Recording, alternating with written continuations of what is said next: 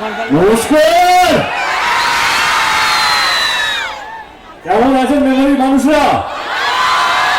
আমি যে হেলিকপ্টার থেকে নেমে আমি রাজবাড়িকে বলছিলাম যে শুধু শুধু আমাকে ডাকলে, এত মানুষের ভালোবাসা, এত মানুষের আশীর্বাদ তোমার সঙ্গে আছে, তুমি এমনি জিতবে। জিতবে তো? Thank you so much. আপনাদের ভোট চাইতে আসিনি, আমি এসছি আপনাদের আশীর্বাদ চাইতে, আমার ভাই রাজবাড়ির জন্য। আশীর্বাদ করবেন তো? কারণ নির্বাচন আসে আর যায়। এই 2 বছর আগে মনে হচ্ছে কি আমি নির্বাচনে লড়ছিলাম 2024-এ, চোখের পাতা ফেলতে না ফেলতে আবার একটা নির্বাচন চলে এসছে।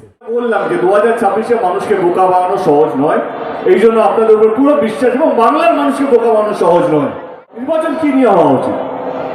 2-3টে দল বা 4টে দল বা 5টে দল, তাদের দল কি কি কাজ করেছে, আগামী দিন কি কি করবে, এটাই তো হওয়া উচিত।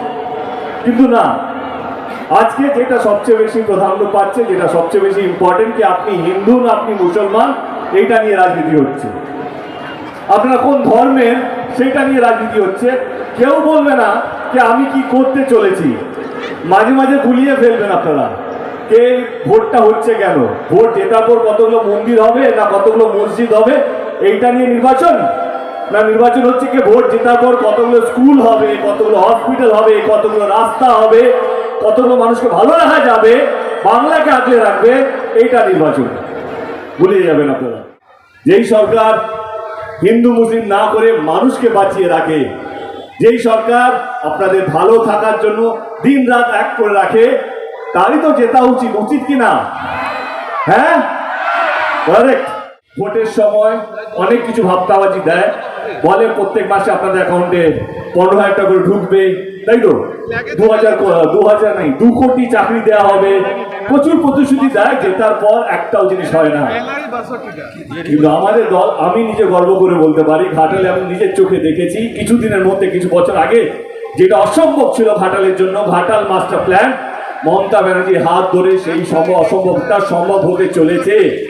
যেটা বলতে যাচ্ছিলাম, যেই সরকার ভোটের আগে কথা দিয়ে কথা রাখে, তার জেতা উচিত কি উচিত না আপনারা বলুন। আমি শুধু আপনারা যারা এখানে এসেছেন তাদের সঙ্গে কথা বলছি না। আজকে সোশ্যাল মিডিয়া যুগ, মিডিয়ার সামনে বসে আছে, সবারই হাতে মোবাইল, স্মার্টফোন আছে। আমি বাংলার প্রত্যেকটা মানুষকে একটাই কথা বলতে চাইছি, কোন সরকারের জেতা উচিত? যেই সরকার কথা দিয়ে কথা রাখে, না ভোটের সময় কথা দিয়ে ভোট নিয়ে পালিয়ে যায়? কার জেতা উচিত?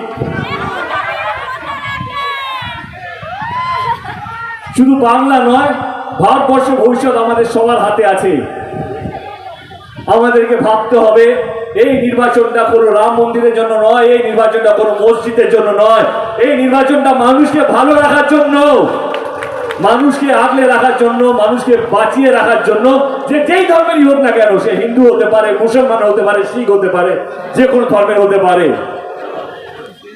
আমি একটাই কথা বলতে চাই, আপনারা যাকে ইচ্ছা ভোট দিন, আমি প্রথমেই বলেছি, সেটা আমার দেখার দরকার নেই। কিন্তু ভোট দেওয়ার আগে আপনাদেরকে অন্তত এইটুকু তো ভাবতেই হবে, যেই দল আপনাদের জন্য জীবন দিয়ে দিচ্ছে, যেই দল আপনাদের বাচ্চাদেরকে ভালো রাখা থেকে আরম্ভ করে বার্ধক্য ভাতা, মানে যারা সিনিয়র, যাদের টাকা রোজগার করার বয়স নেই, তাদের পাশেও দাঁড়িয়েছে। আপনাদের শরীর খারাপ হলেও আপনাদের পাশে আছে।